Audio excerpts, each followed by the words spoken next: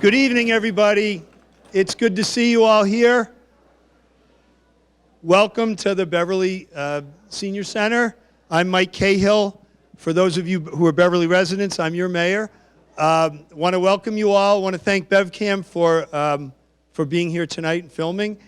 I do want to do a few quick introductions of a number of local elected officials and then introduce the congressman. First, though, where is Chris Gomez-Fairwell? Where'd you go, Chris? Chris, everybody say hi to Chris. Chris is the new director of our Council on Aging. Welcome, Chris. Chris took over about a month ago for our recently retired longtime director, Marianne Holak.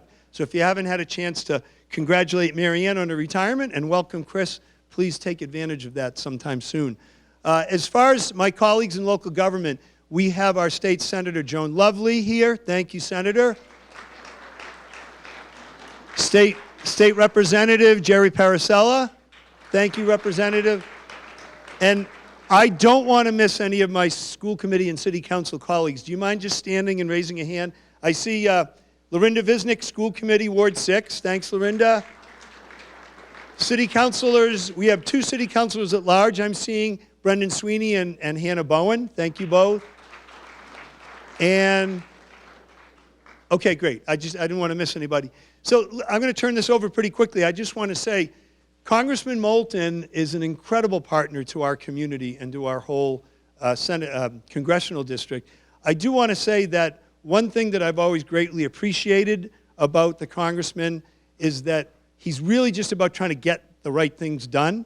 And in this community and in this state, people have long successfully worked in a bipartisan way and across the aisle. Harder in Washington these days, but the congressman never stops trying and never stops working to be a good colleague and to work with all of his colleagues to get things done. And I think I'm really grateful for that for our community.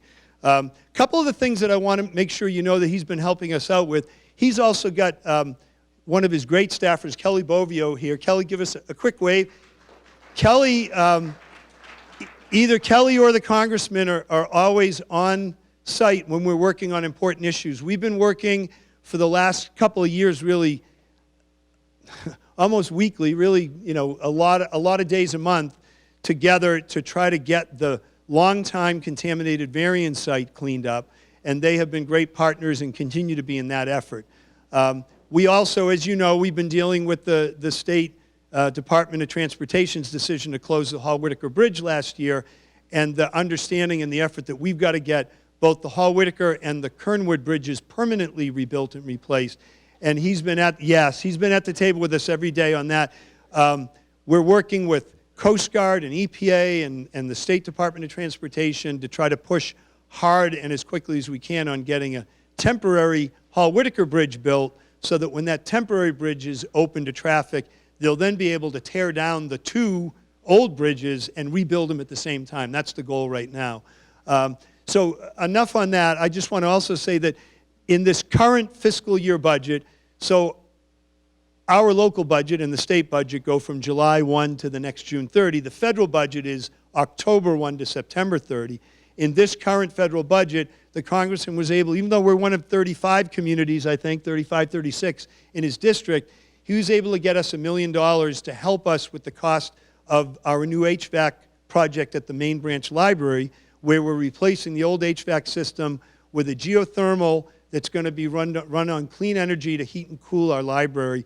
And so it's a big project with a significant upfront cost. So that $1 million he was able to get us is going to help a lot. And he's currently working through this year's budget process to try to get us some help with the cost of the youth center. McPherson Youth Center will be almost certainly tearing down and building anew on that site with some ARPA funds and hopefully some help through the congressman's efforts, recognizing that our kids have had a lot to contend with through COVID and the needs that our kids are, all of our kids, but particularly our kids who rely on the youth center down there in McPherson Drive have, and the advocacy he's in the process of trying to put forward for us is amazing. So on all fronts, he's an incredible partner. I think we're really lucky to have him. I appreciate you all coming out tonight. Congressman Moulton, thank you.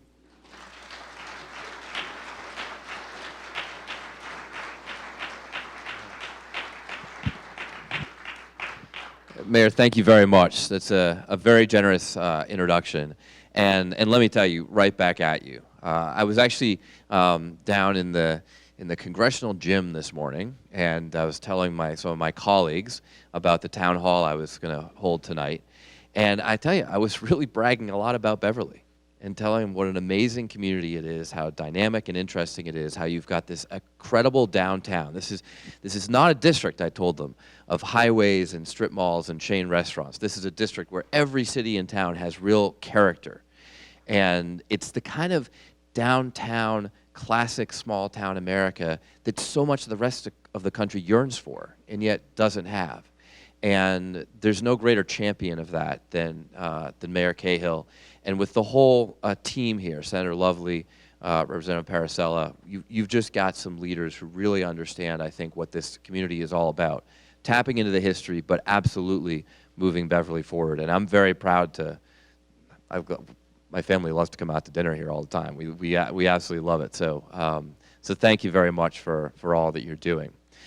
It's great to be here with you, and I'm also very appreciative of the introduction, Mayor, because I was speaking not too long ago at this great company in Billerica, which is quite a ways from here, but part of this district as well.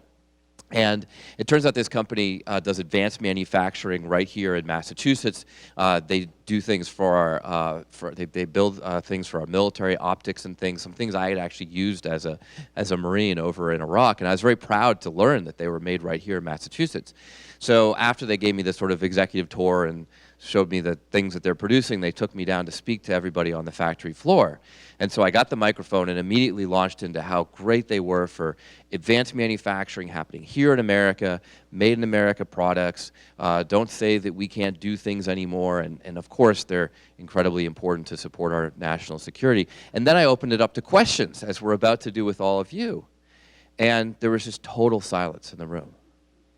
I said, look, my job is to take tough questions. I don't mind tough questions. You can really ask anything you want.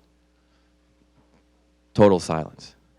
And then finally, a woman in the back raised her hand and she said, "Who are you?" So thank you for the introduction. At least now you know who the hell I am, right? Look, this is a frustrating time in America for a lot of reasons. It's a very divisive time in America, and there's no place where that's on greater display on a daily basis than in Washington, D.C. You know, I'm fortunate to represent a part of the country that's a little bit less divisive than maybe some other parts, and yet, of course, we feel these tensions right here at home. And in many ways, it infects everything that we do.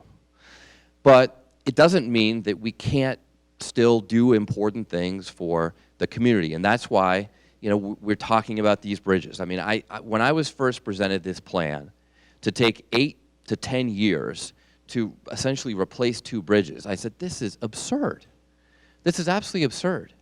And if the primary holdup, the primary reason why it's taking so long is because we have environmental regulations, well-intended environmental regulations, and I'm a big environmentalist, why on earth is it better for the environment to build 2 bridges to replace 1? Like, I just don't understand. How does that positively impact the river? I mean, there's some just real contradictions in what we're trying to do, and that's why we're working so closely with the mayor and his team and the other officials here to try to get through with this. And I'm a little bit frustrated with Mass DOT right now, to be candid, so I'm going to sit down with the secretary in just a couple weeks to understand why they've even proposed a plan that just takes so long. We've already talked to the federal agencies who say they're ready to expedite the permitting if they get a good plan. I don't think we have a great plan right now, but I think you know how hard the mayor and everybody is working on this, and just know that we're partners on this as well. The mayor mentioned Varian. I mean, this is another thing, that it is taken frustratingly long. I mean, how does it even save this company money to drag this out over decades? They just need to clean up the damn site and get it back to use. So we continue to work on that. I had a conversation with the CEO of Varian, who I think we weren't in touch with at the time. I figured out how to get in touch with him and spoke to him a while back, and made this case for them as well. We're going to continue working on that. I want to speak for just a second about some of the broader issues that we're trying to address, because despite the divisiveness in Washington, we are making some important progress. And you may have seen some of the things I've said recently about transportation, both nationally but also here with the T. How many people are satisfied with the MBTA service right now? Well, that's pretty overwhelming. It's ridiculous. And I haven't been afraid to call it out, but I also have a plan. I have a vision for where we need to go, and I'd be happy to talk about that more tonight. But there's no reason why you shouldn't be able to get on a train at the great station that you have here in downtown Beverly, get into Boston faster than driving, and then connect to other places in the Commonwealth. That's what you can do in most other developed cities around the world. So why is America so behind? And why can't Massachusetts be a leader? Why does Massachusetts have to be known for having one of the worst transit systems in the country rather than one of the best? I mean, who here signed up to live in Massachusetts to be one of the worst? That's not why we're here, folks. We can do a lot better, and we need leadership to get there, and I'm trying to provide some of that leadership and vision for the Commonwealth. Of course, there are transportation issues nationally that we're working on as part of the bipartisan infrastructure deal that we passed, which is putting more money into transportation than we have, I mean, technically ever, but certainly in a long time. But we've got to make sure we spend that money wisely. We've got to make sure we invest in the future, not just in the past. Now, let me shift gears for a minute to talk about another issue where I've spent a lot of time recently, and that's mental health. We have a mental health crisis in America, and the truth of the matter is we've had it for a long time, but it's been really exacerbated by the pandemic. And a couple years ago, I teamed up with a veteran across the aisle, Chris Stewart of Utah, represents a pretty conservative part of the country, but he and I passed 988, the National Mental Health Hotline, so that everybody in America can know you just dial those 3 numbers and you can get help in a time of crisis. You know, if you wake up in the middle of the night and your house is on fire, you don't have to find a phone book to get the number for the fire department. Everybody knows dial 911. Well, now everyone will know dial 988. Just since it was implemented in July, calls have been up 50%. 50%. That means 50% more Americans are getting help. And does that count for a lot? Well, 45,000 Americans die every year by suicide. Every one of them alone. So many because in that crucial moment, they just don't know where to turn for help. And it's actually pretty extraordinary. If you look at those who attempt suicide but don't succeed, most of them don't try it again. If they get help, they're going to live the rest of their lives. So calls are up 50%, but we all know that the mental health crisis is especially affecting our youth. So you can also text 988, and unsurprisingly, for any of you who have kids or grandkids, you know, they do a lot of texting, right? You kind of know about this? Yeah. Lots of texting. Calls are up 50%. Texts to 988 are up 1,445%.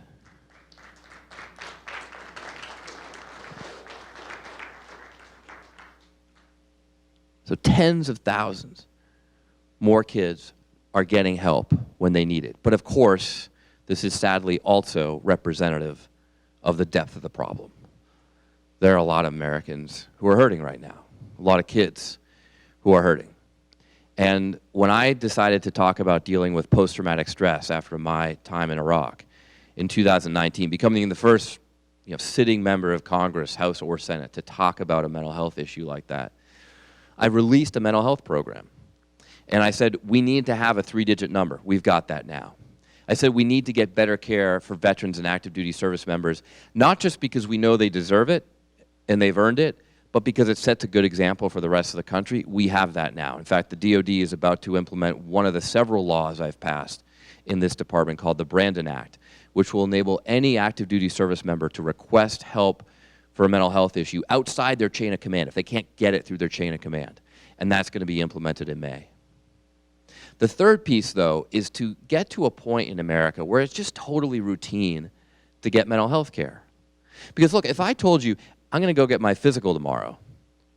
I mean, you wouldn't say, well, geez, Seth, what's wrong with you? It's totally natural. We all go get physicals. Doesn't matter if you're sick. You get a checkup. And if you're not, you don't have a problem, the doctor might say, well, you've got a clean bill of health, but, you know, are you exercising enough? Are you eating well? We got to get to that point with mental health care.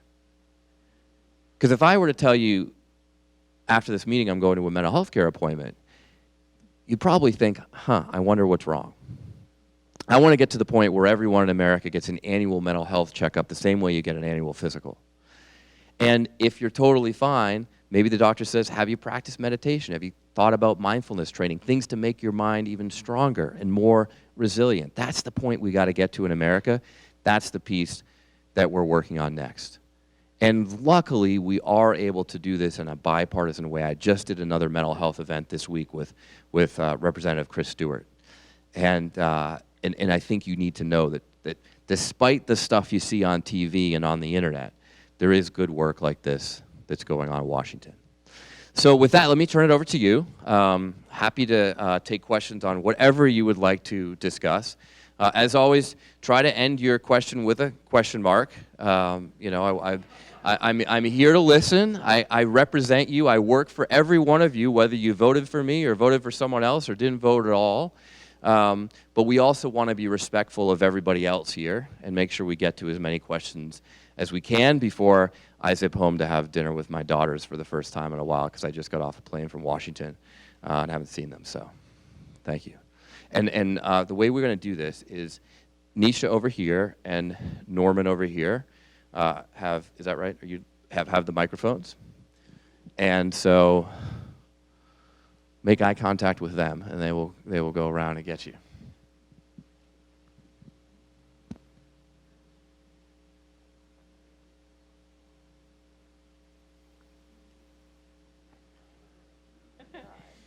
That pocket constitution. It's okay.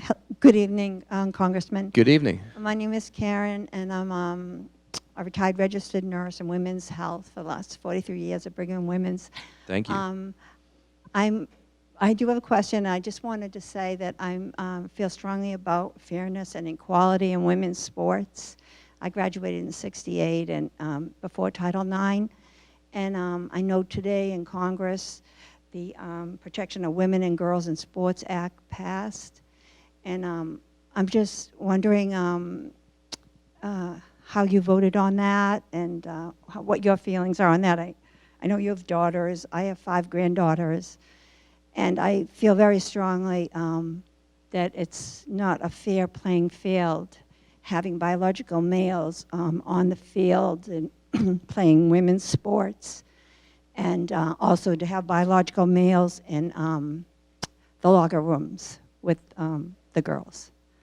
So my question is simply, how did you vote today? Yeah. And thank you very much for all that you do, and especially appreciate the mental health part, because it's practically impossible to get even see someone these days. There's a 6-month wait. I have family members that have had problems. So thank you.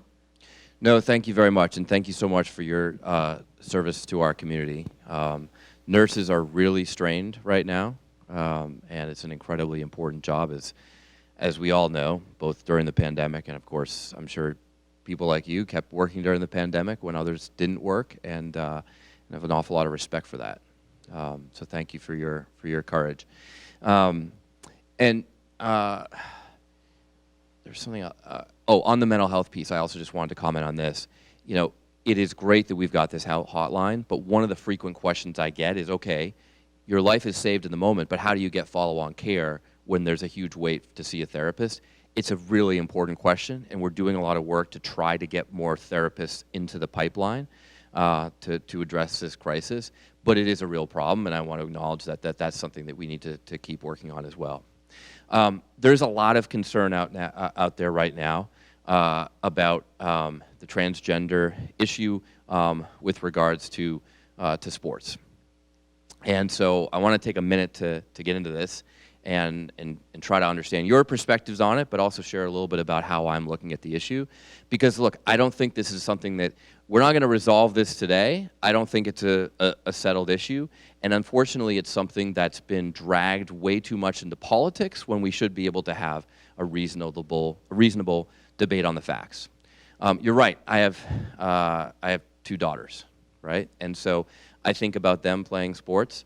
My 2-year-old, if you spent 5 minutes with her, you'd probably think, like I do, that she's going to be a hockey player. I mean, she just loves to destroy everything in her path. And, you know, someday if that's true, she's going to play, if she wants to, she's going to play on a hockey game, on a hockey team. And as a parent, look, I would be concerned if a boy twice her size is checking her, you know, transgender or not, like if a boy twice her size is checking her into the boards, right? That's a reasonable concern to have as a parent.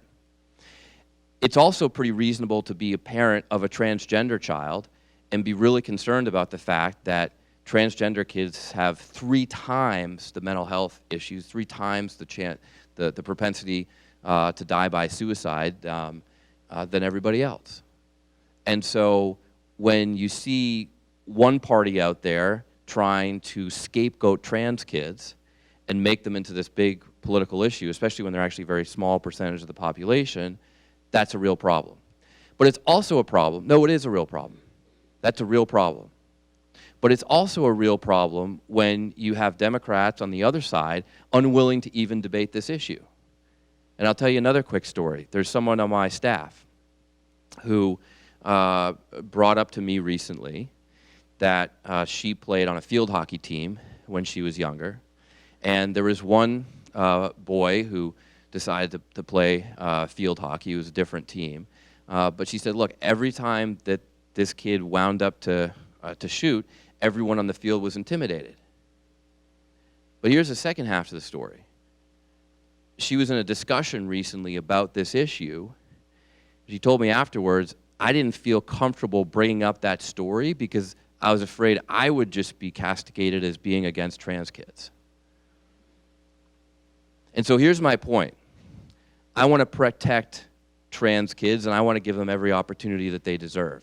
But I also want to be able to have this debate so that parents like you, parents like me, who are worried about our daughters and want them to have a fair and safe playing field in competitive sports, that they here have a voice as well, and that we can work out what the right answer is here. I can't tell you what the right answer is. I do not think that the bill, if you went through the details of that text, proposed the right answer, so I voted against it. But I'm not someone who is going to just say, this is something that is a dead issue. And I think that if you actually, look, you always pick appealing titles for bills, right? Like, why would Seth, who's got 2 daughters, vote against the Protecting Daughters in Sports bill? Well, read the text of the bill. There are some real problems with what it proposed. And that's why I voted against it.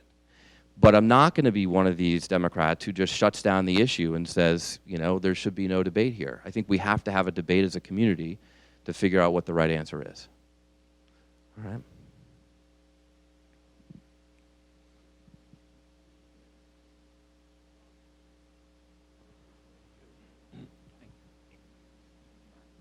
Good evening, Congressman. And Good evening. as a Beverlyite, welcome to Beverly. It's good to be back. A couple of things on my mind, and I will be brief. My name is Rich Donlin. I'm a retired letter carrier in Beverly. And I know I can speak for thousands, tens of thousands of letter carriers, and I presume many others who are adversely affected by the WEP and the GPO, that we both know what that means, but just for clarity, that is the windfall elimination provision and also the government pension offset, which adversely affects us. I won't go into all the details, but I do want to mention this. The fact that I learned recently, I'm aware that you have been a co-sponsor for H.R. 82. We letter carriers, and I'm sure others are grateful for that. I learned that you have been also advocating, and I want to thank you for that. These are the good parts. Yes, he does deserve a round of applause.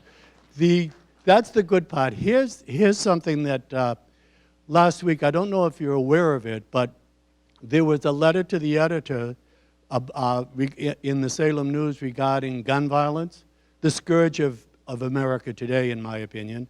And there were some very salient, valid points. But I did take exception in my own mind to the pointed assaults on you as our congressman. And I have some bullet points, and I can just do it very quickly. Co-sponsoring legislation that doesn't go anywhere. This is in reference to you. Why isn't our representative fighting for our children? Using bureaucracy to dodge citizen inquiries regarding the issue. A representative who only cares enough to brag, but not enough to make a difference. I just want to say, for my part, I disagree with all those, call them what you want, bullet points or whatever else you want to say. And I took personally high exception to that. I want to say thank you for what you do. Well, thank you. Look, thank you. Let me just take the opportunity to address the scourge of gun violence, because it is absolutely absurd. It is crazy that those of us who drop off kids at school have to worry about them getting shot at school. If you told me told my parents that when I was in nursery school, it would just be that must happen in another country around the world, but not here in America. And yet that's the reality in America today. Now look, there are a lot of people who are frustrated by this situation, and I'm sure whoever wrote that letter that you're citing is frustrated by the situation. Unfortunately, that person is not informed about what I'm doing as a representative or what I have done. Just a few things. I was an original co-sponsor of the bipartisan background check bill, the first piece of legislation to pass, gun sense legislation to pass since 1994. That's quite a long time. I've co-sponsored over 67 bills, I believe, just in this Congress on gun violence prevention. I'm a board member of a new organization called 97%, so I'm one of the leaders of this organization nationally that aims to bring gun owners into the conversation, because believe it or not, the majority of gun owners support gun reform, just like the majority of NRA members support gun reform. The majority of Republicans in America support gun reform, and yet the Republicans in Congress continually block it. I took on Paul Ryan when he was a speaker on this issue very specifically. I've called on Chris Sununu, the governor of New Hampshire, to follow the gun laws in Massachusetts, which, despite the fact that we still have way too much gun violence here in Massachusetts, it's because of those laws that our gun violence is some of the lowest in the country. But it would sure help if New Hampshire would get on board. So I have not been afraid to get out there on this issue. And one of the ways in which I do it is I talk about the fact that I know and I understand guns, because I had an assault rifle on me every single day as a Marine in Iraq. And that assault rifle saved my life on more than one occasion. I understand its purpose. And I can tell you that its purpose is not to be on our streets or in our schools. You don't need an assault rifle to shoot a deer. Let me tell you this. I had an assault rifle, I had a pistol. I had 2 grenades strapped to my chest just about every day that I was in Iraq. I never blew myself up. I never blew anybody else up. I feel perfectly safe handling grenades. I would feel perfectly safe if I had 2 grenades in my breast pockets here this evening. But I imagine you wouldn't feel too safe. So we've made a decision as a country that you're not allowed to walk around with grenades, right? So why is it so hard to say you also don't need to walk around with other weapons of war, like assault rifles? If you need an assault rifle to shoot a deer, that's not what you need. You need a shooting lesson. It's ridiculous. There's a sensible way forward here, and the vast majority of Americans agree with it. But the political reality is that it's Republicans in Congress who are so beholden to the NRA that they won't have the basic political courage to do what they know is right for their communities and for their own families. So that's why it's very frustrating right now. It's frustrating for you, it's frustrating for me. But one thing I will guarantee you is I will keep fighting. And I'll keep trying to find ways to get this done. And there, by the way, you know, if you're a gun owner here, if you're a Second Amendment advocate, there is so much that we can do under the Second Amendment. Grenades, as I use as an example, you're not allowed to carry around grenades, and we still have the Second Amendment. Okay? You're not allowed to have rockets, anti-tank rockets like we're sending to Ukraine. I've used those myself. All right? We don't have them around here. For good reason. So we do have a lot more to do, and I will keep fighting on this. Thank you.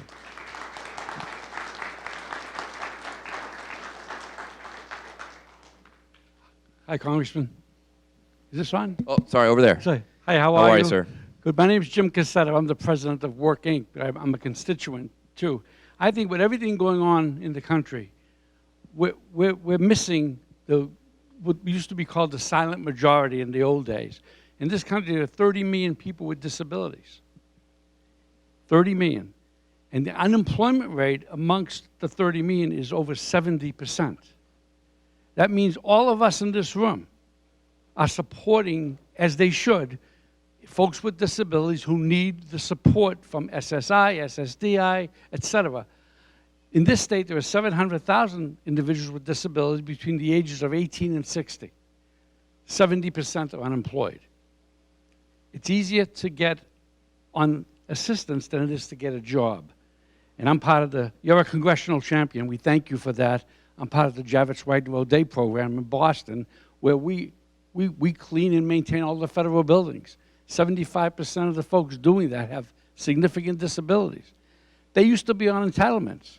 In Massachusetts, it costs $40,000 a year to support a person with a disability for the services they desperately need and should get.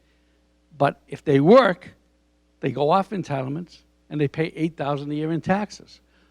We need to have a federal look at all of this because Social Security is a runaway train.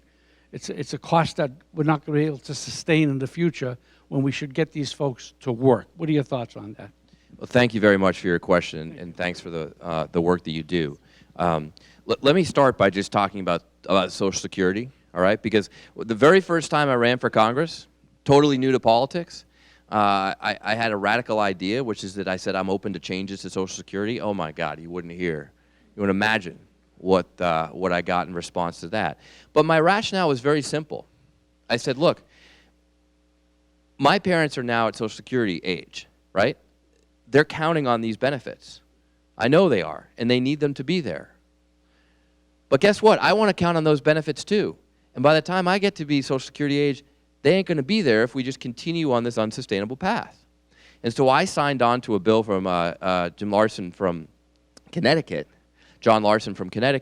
to make actually very minor changes to contributions and things to Social Security to address this, to make sure that it's sustainable into the future. It's actually not radical changes that we need to ensure that Social Security is there, not just for this generation of retiring Americans, but for my generation, for my daughter's generation as well.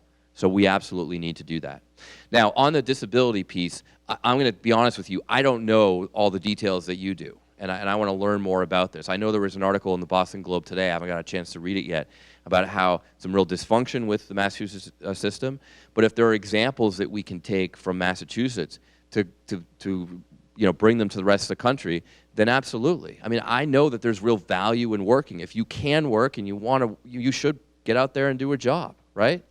I mean, this is totally unrelated, but one of the crazy things about our inability to make immigration reform in America is you have all these immigrants, many of whom are working really, really hard, but because they have to be off the books, because they can't get on the books, they're not paying taxes. And so if we actually did immigration reform, it would help our deficit. It would reduce our deficit because they'd be paying taxes, right? And what's wrong with that?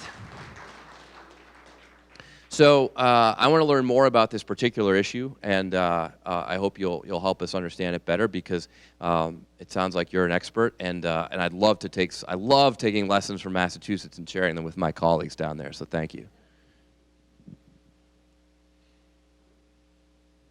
Congressman Moulton, my name Yes, is sir. Colton Wright, and I would like to say you are one of my heroes. Can I shake your hand after the speech? Well, you can shake my hand right now. Oh. Thank you. It's really nice to meet you. Thank you for coming, and by the way, thank you for dressing so well. You look very sharp.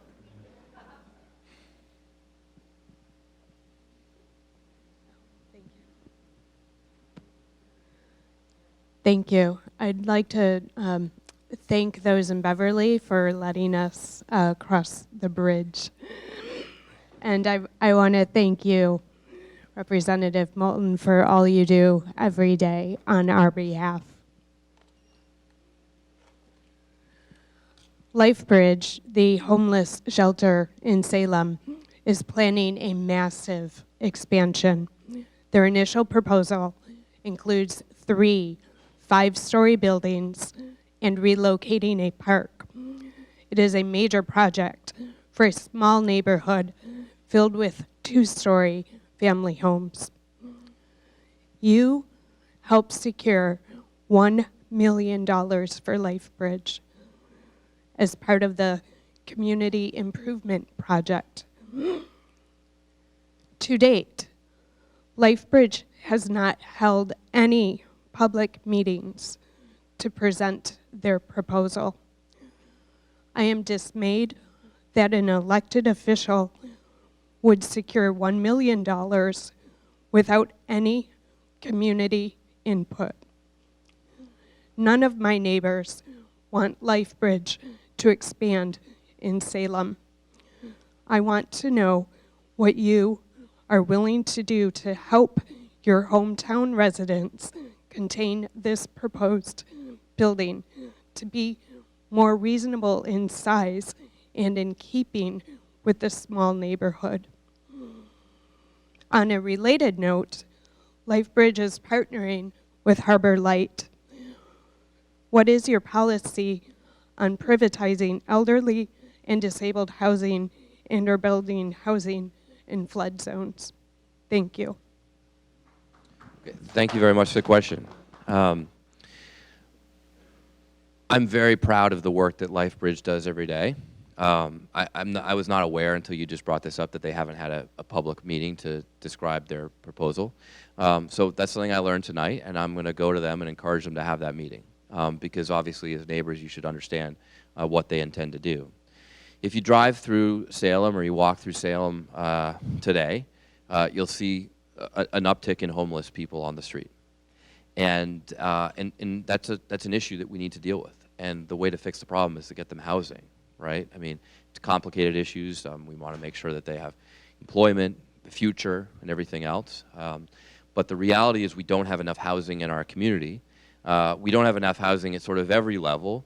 But for those who are literally on the street, that's a problem as well. And so LifeBridge is, I think, very well intentioned in trying to address this issue. But of course, they should do it in a way that's compatible with the community and hopefully in a way that the community supports. I understand that there's always going to be some opposition, right? I talked about taking my family out to some of the great restaurants in downtown Beverly, and a lot of people are thrilled to have the great places to go out to eat in the thriving downtown in Beverly, but it wasn't without controversy that we got to the point where we built much bigger buildings in downtown Beverly than we had before. So I understand that these are controversial issues and there has to be a reasonable debate, but you can't really have a debate if you don't even know what you're talking about. And so I think LifeBridge does owe that to you, and I'm not go to them and I'll tell them that. Having said that, I do want to emphasize that I was very proud to get those funds because I mean, this is something that I see all the time. I live very close to downtown Salem, and a couple blocks from LifeBridge, and I see that this is a real problem with all the people on the streets that need to have places to live. Thank you.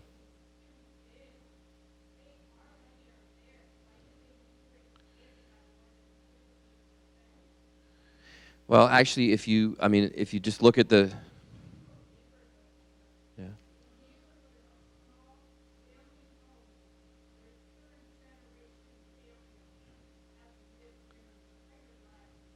Yeah.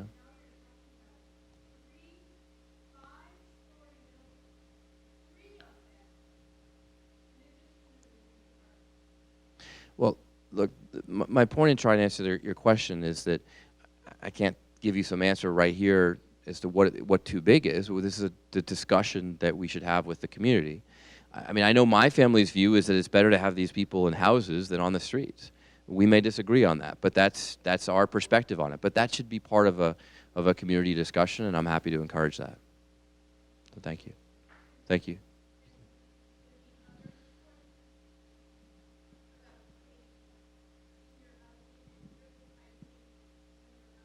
Oh, I'm sorry. So you asked about Harbor Light, right? Yeah. And so, look, there's some opposition to bringing the private sector into things like senior housing. Harbor Light has actually been a great model of success. They've done it really well, thoughtfully, and importantly, they've done it efficiently, which ultimately is a better use of taxpayer dollars. So there are some things that the government needs to do, but in places where the private sector can partner with the government to do it more efficiently, I'm all for it because ultimately it saves taxpayer money for us all. Thank you. Thank you. Hello, Congressman. Good evening. How are you? How are you? My name is Joe Rinaldi, and I live in Danvers, in the Danvers High School neighborhoods. Just prior to the pandemic, I lived, like my neighbor here, we lived over 35 years, and we almost didn't know that Beverly Airport existed, to be honest with you. Once in a while, we'd see a plane and say, wow, plane, just like when the person said, asking who you were, right? Right. But all of a sudden, we got inundated just before the pandemic. But for the last 3 years, sometimes we get 150 flights a day, and they're just taking off right over our rooftops, on this particular runway that they never used before, because the former executive director of the airport made sure that the planes went out in open spaces and not in heavily populated neighborhoods like where I live, okay? So that's been unbelievable. I mean, the war is, you've been in war or whatever, you know how planes sound. I mean, this felt like... Very, very loud. I've only seen the movie, what was it, Pearl Harbor, right? But that's what it honestly sounded like. Every 30 seconds we'd get a coming over you.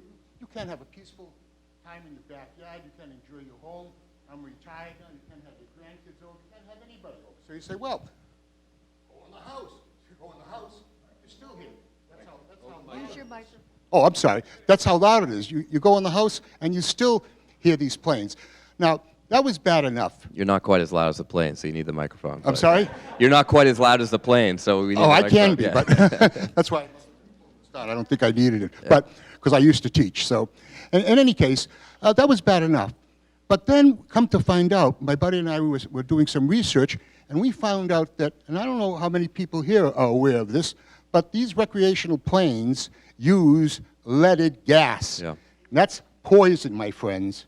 It's poison. And when it falls out, it can poison kids so that their learning ability is lessened, their IQ is lessened, it damages all kinds of organs, and there's no safe level of lead. They're flying over our neighborhoods, they're flying over Beverly, they're flying over Hamilton, they're flying over everywhere, and you think that, just because you can't see it, that it's not happening. It's happening, and it's showering on us, this leaded poison. It's just ridiculous, and I want to know, what do you see happening? I mean, I called the EPA, whatever, they said that they're doing an endangerment study, whatever. We haven't heard anything back, and they said maybe they'll change over the gas like they've done in California, around by 2026 or 2030. By then, kids could have high levels of lead, higher than they had in California, where they were higher than Flint, Michigan, when they had that horrible, intervention of the waterways. So, in any case, I'm just asking you. Great question. What are we going to do to, hasten getting rid of these, leaded gasoline planes, okay? Because we can't use them in our cars. You can't use them in paint. Right. But they can fly over us recreationally. I don't think so. So what's your thoughts on that? No, thank you, sir, for bringing it up, and I'm sure there are other people who share this concern. The two fundamental issues that you brought up all these planes taking off, which for some reason, and I think you probably understand why, increased dramatically during or after the pandemic. And then the second issue, leaded gasoline and airplane fuel. I got to be honest with you. I mean, these are both new issues to me. Leaded gasoline has been around for a while, but I didn't know about it, and I've had to really get up to speed because of advocates like you. Yeah, no, I know. No, of course, but that's the point. It's because of people like you who've brought this issue to my attention. I'm a member of the Transportation Committee, so now I'm working on it. So I want to thank you and your neighbors and other citizens for bringing this issue to my office and to me, because we are doing something on it, and I'll tell you what, but we wouldn't have even understood the issue if not for you raising it, so thank you. On the leaded gasoline, let me just explain why this is a problem. You know, obviously, if you put new type of gasoline in your car and it doesn't work and the engine seizes up, probably going to be okay. You might stall, you close off to the side of the road, but you're probably going to be okay. That happens in an airplane, could land on somebody's house, you might lose your life. So it's a little bit trickier problem to make sure that the different or the new type of fuel that doesn't contain lead is still safe to use in these aircraft. But the FAA is taking way, way too long to make this transition.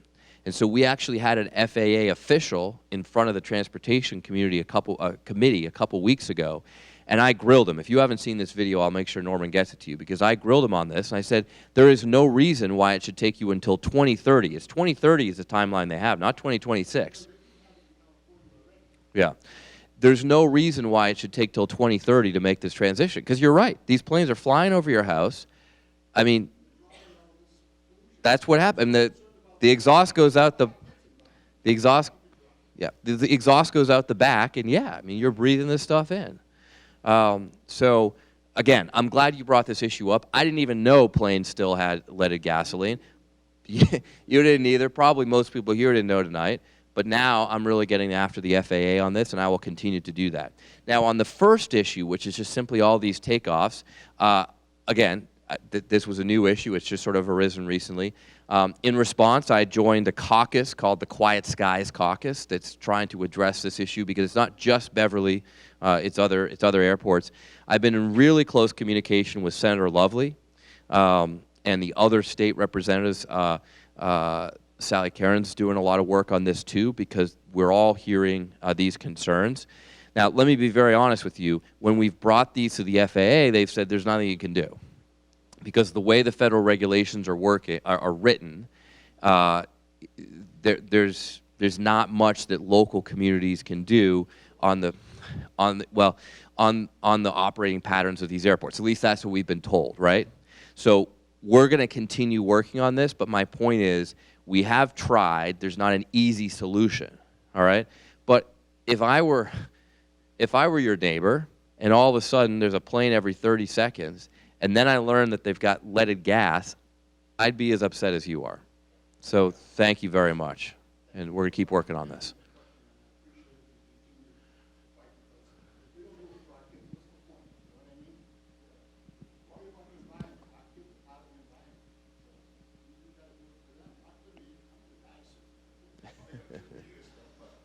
You look pretty good. Listen, I'll tell you a quick little story. So I'm not on the budget committee anymore, because I got appointed to the special select committee on China in competition with the Chinese Communist Party. And so I stepped down from the budget committee. But just last year on the budget committee, the Republicans brought a witness. It's really kind of a partisan witness, a gentleman by the name of Newt Gingrich. You may have heard of him. And he was basically there just to kind of bash Democrats and bash the administration. But I addressed this lead issue, not specific to aviation fuel, but specific to lead pipes and everything. And I said to him, you know, if this is such an issue, and we can all agree that the science is pretty clear, that lead is literally killing our kids, making them disabled, then why on earth, you know, because this was part of the president's budget, right? And he's arguing against the president's budget. But I said, look, you were Speaker of the House for a long time, in the 1990s. And a lot of this science existed in the 1990s too. So why didn't you do anything about it? And of course, Newt Gingrich is he's on Fox all the time and everything, and he's really good at just finding some backwards way to come back and hit you. So I was ready for any sort of attack. The one thing I was not ready for was what he said, which was, "You're actually right, Congressman Moulton, we should have done something." That's right. Yeah, no, that's right. That's right. All right, we have time for 2 more questions, so this is going to be one. Oh, hi. This is a 2-part question. One Just hold the microphone a little bit closer. Oh, I'm sorry. One is it on? Yes. Oh, thank you. One is, why didn't you sign the letter that Ayanna Pressley signed to ask the Attorney General Merrick Garland to free Julian Assange? And Julian Assange is the... Why didn't you sign the letter that Ayanna Pressley put out to free Julian Assange? maybe I can... The question was, why did I not sign the letter that Representative Pressley signed to free Julian Assange? And that's because I don't believe Julian Assange should be freed. And we can. Why is that? Why is that? He's a journalist, and he published things that the New York Times published. Look, I don't think it would be appropriate to have a long debate about this, because obviously you and I disagree on this. But there are significant criminal allegations against Julian Assange, which I believe are substantiated enough that he should not just be freed. I mean, he is a fugitive right now, and I think that fugitives should be held accountable, not just freed.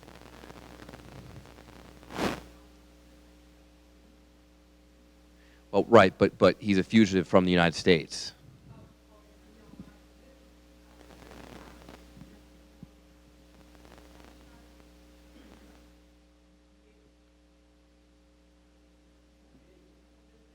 My question is that why haven't we closed Guantanamo, which President Biden said that he was going to do when he was running? So this is a place where I suspect I would agree. I think Guantanamo should be closed, and the reason I believe that is because there have been, it was opened essentially as a military prison because after 9/11, and a lot of military commanders, including famously General Petraeus, when he was in charge of all CENTCOM, so Afghanistan, Iraq, essentially the sort of global war on terrorism, has said that it should be closed. And so what the Biden administration is doing is methodically finding alternatives other than Guantanamo for the people who are still there. And as a result, there was actually a New York Times story a few months ago now about one of these Guantanamo residents who was recently relocated to another country. As a result of that effort, the population is going down, and as soon as it gets to 0, it will be closed. So the Biden administration is working on this. The population of prisoners is going down. But as you can imagine, they get rid of the easiest ones first. And so it becomes harder as you go along to find other countries that will accept these prisoners, whether they're deemed to be people who should still remain in prison, or they're deemed to be people who should have a chance at freedom but just need a place to live.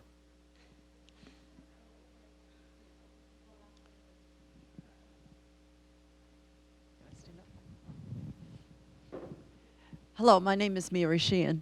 Hi, Mary. My question is about, and I'm really proud of all the work you've done in the mental health field. Thank you. And my specific, can't hear me. My specific question is, do you have any plans, or what are your thoughts on fixing the problem of all the young people with sorts of mental health issues staying for days in the emergency rooms in hospitals? What do you think Massachusetts? Great question. What do you think Massachusetts should do, and the country? No, that's a great question. The question, if you couldn't hear it, is what do we do about all the people especially kids with mental health issues, who are just staying in hospital emergency rooms. And I'm sure anyone who's been a nurse recognizes this problem.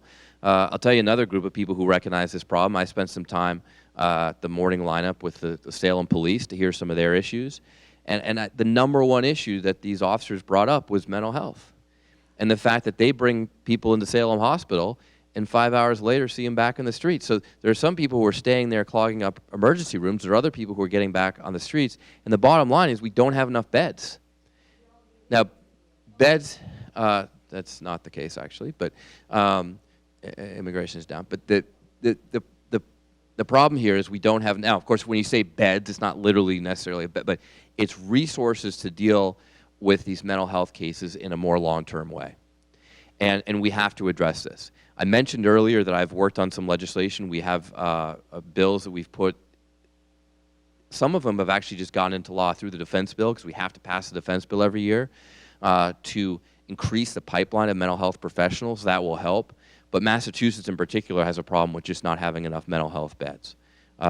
So I can't stand here and tell you that I have a solution to this right now, but I want you to know it's something that we're working on, it's something that we're aware of, and we understand that this is part of the larger mental health problem. So, yes, no, that's right. That's right. So listen, I know there are a lot of hands up. A lot of people didn't get to ask their question tonight, and I'm sure we could continue doing this for 2 hours. My daughters would be very disappointed if I didn't show up at dinner after giving you the hour that I promised. But let me tell you, it means a lot. And by the way, you're not going to get to ask the question if you're just really loud. I mean, I appreciate everybody who's waited patiently, okay? But it means a lot to represent such an engaged community. You know, I wasn't blowing smoke, as they say. I meant what thank you. I meant what I said to my colleagues this morning. I meant what I said to my colleagues this morning when I told them how proud I am of this community and how much I like Beverly in particular. So thank you very much for coming out tonight. Thank you for engaging with me.